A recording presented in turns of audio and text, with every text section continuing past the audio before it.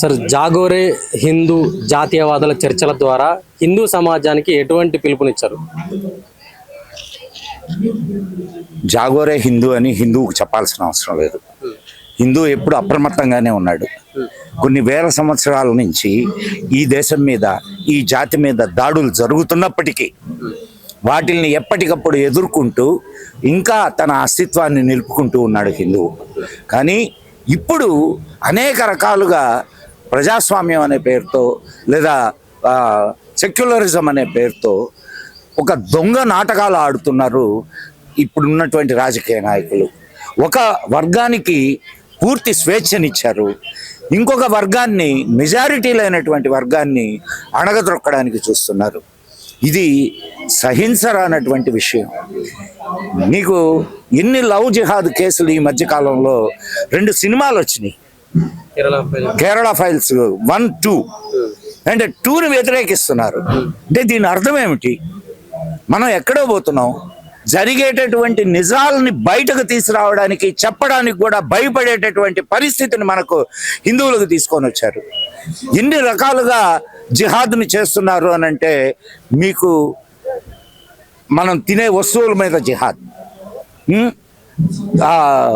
అనేక రకాలైనటువంటి వస్తువుల మీద, దాని మీద హలాల్ సర్టిఫికేషన్ అనే పేరుతో మన దగ్గర నుంచి డబ్బులు గుంచి మళ్ళా మన మీదకే యుద్ధానికి పంపిస్తున్నటువంటి దుర్మార్గపు పరిస్థితి ఇప్పుడు ఏర్పడి ఉంది. అనేక రకాలుగా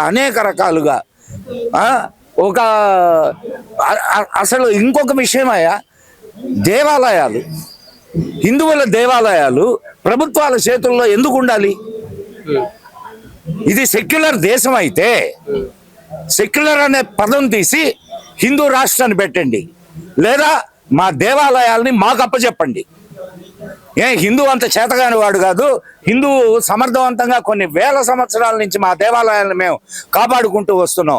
ఈనాడు ప్రభుత్వాలు వచ్చి కాపాడాల్సిన అవసరం ఏం లేదు. అండ్ ఈరోజు మా దేవాలయాల్లో పేరుకు వాళ్ళు హిందువులు, కానీ కొలిచేది ఇతర మతాల దేవుళ్ళని, కానీ బతికేది మాత్రం మళ్ళా మా దేవాలయాల్లోనే. ఇది ఒక్క తిరుమల తిరుపతి దేవస్థానంలోనే దాదాపు 3,500 మంది అన్యమతస్థులు ఉన్నారు. తినేది దేవుడి సొమ్ము, కానీ పాడేది ఇంకొకటి పాట. అంటే ఈ మధ్య కాలంలో దేవాలయాల మీద కూడా పెద్ద ఎత్తున దాడులు జరుగుతున్నాయి కదా. అన్నిటి మీద చేస్తారు. కారణం వాళ్ళకు ప్రభుత్వాల అండ ఉంది. అంటే మతి స్థిమితం లేని కదా దాడులు చేసేటోళ్ళని అంటున్నారు కదా. అవును, దాడి చేయంగానే వాడికి మతి స్థిమితం తప్పిపోద్ది. అంతకుముందు అంతా బాగానే ఉంటాడు. లవ్ జిహాద్ చేసినప్పుడు మతి స్థిమితం తప్పిపోద్ది. ఈ హిందువుల కొట్లాటలు వచ్చినప్పుడు మతి స్థిమితం తప్పిపోద్ది. మతి స్థిమితం అనేటటువంటి ఒక దీన్ని అడ్డం పెట్టుకొని హిందువుల్ని హింసించడానికి సిద్ధపడ్డటువంటి ఒక మతి స్థిమితం తప్పిన జాతి చేస్తున్నటువంటి విషయం ఇది. ఆ జాతికే మతి స్థిమితం లేదు. కాబట్టి ఇక్కడ కాదు, భారతదేశంలోనే కాదు, ప్రపంచం మొత్తంలో ఆ జాతి వల్ల ఇబ్బంది పడుతున్నటువంటి దేశాలు అనేకం ఉన్నాయి. అంటే మొత్తం ఆ జాతిని మతి స్థిమితం లేదని చెప్దామా? చెప్పొచ్చా? కాబట్టి హిందువు జాగృతం అయ్యి ఉన్నాడు. ఇప్పుడు వాళ్ళ ఆటలు సాగవు. స్పర్ధకు ప్రతిస్పర్ధ చేసి తీరుతారు. అంటే రానున్న రోజుల్లో బుర్కా వేసుకున్న వాళ్ళే మన దేశ ప్రధానమంత్రి అవుతారని అసదుద్దీన్ ఓవైసీ చెప్పాడు కదా. వేసుకోమరు ఆయన బుర్కా. ఆడవాళ్ళని ఇంట్లో నుంచి బయటకు రానియనటువంటి జాతి అది. వాళ్ళు ప్రధానమంత్రిగా మన స్త్రీలను ఒప్పుకుంటారయ్యా? స్త్రీలను ఎంత హీనంగా చూస్తారో ఆ జాతిలో మనం ప్రత్యేకంగా చెప్పబల్లా. వాళ్ళ స్త్రీలను వెళ్ళి అడిగితే చెప్తారు. మనం చెప్పక్కర్లా. అది వాళ్ళ స్త్రీ. నిన్న మొన్నటి దాకా 3 సార్లు తలాక్ అంటే వదిలిపోయేటటువంటి బంధం మోడీ వచ్చిన తర్వాత వాళ్ళకి కనీసం కోర్టుకు పోయేదానికి హక్కునిచ్చాడు. రోహింగ్యాల గురించి ఏం చెప్తారు సార్?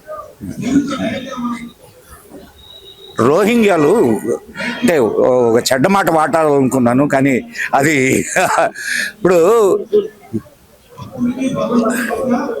వీళ్ళు మాకు ఈ దేశం వద్దు అని చెప్పి వేరే దేశానికి వెళ్ళి వేరే దేశం పంచుకున్నారు కదా, కొడుకులు మళ్ళా ఇక్కడికి ఎందుకు రావాలి? ఇక్కడికి ఎందుకు రావాలి అంటే వాళ్ళ దేశం వాళ్ళ దేశంలో వాళ్లకు అంటే శరణార్థులుగా వచ్చారు. శరణార్థుల దీని మీద భారతదేశం సంతకం పెట్టలేదు, తెలుసా మీకు? ఇల్లీగల్ మైగ్రెంట్స్ వాళ్ళకు ఉండేటటువంటి తత్వమే అదయ్యా. ఇతరుల ఆస్తులు దోచుకోవడం, ఇతరుల స్త్రీలను దోచుకోవడం, ఇతరుల హక్కుల్ని దోచుకోవడం, ఇవన్నీ కూడా వాళ్లకు ప్రాథమిక సూత్రాలు. కాబట్టి మనం వాళ్లకు వంతబాడేటటువంటి మన రాజకీయ నాయకులు ఎవరున్నారో వాళ్ళు నిజమైన దేశద్రోహులు. వాళ్ళ కోసం సుప్రీంకోర్టులకు వెళ్ళి కోటాను కోట్ల రూపాయలు ఖర్చు అయ్యేటటువంటి లాయర్లను పెట్టుకొని మరి వాళ్ళ చేత వాదిస్తున్నారు. అంటే వీళ్ళు పేదవాళ్ళ? ఒక లాయరు ఒక గంటకి లక్షల్లో తీసుకుంటాడు. అటువంటి లాయర్లు వీళ్ళ తరఫున వాదిస్తున్నారు అని అంటే వాళ్ళకి ఆ లక్షలు పెట్టి వాళ్ళని బాగు చేయొచ్చు వాళ్ళ దేశాల్లో. ఈ దేశానికి రావాల్సిన అవసరం ఏమున్నది? ఈ దేశాన్ని మళ్ళా ఇస్లాం దేశంగా మార్చడానికి జరుగుతున్నటువంటి కుట్రలో ఇది అంతా ఒక భాగం. జై హింద్, జై మా భారతి.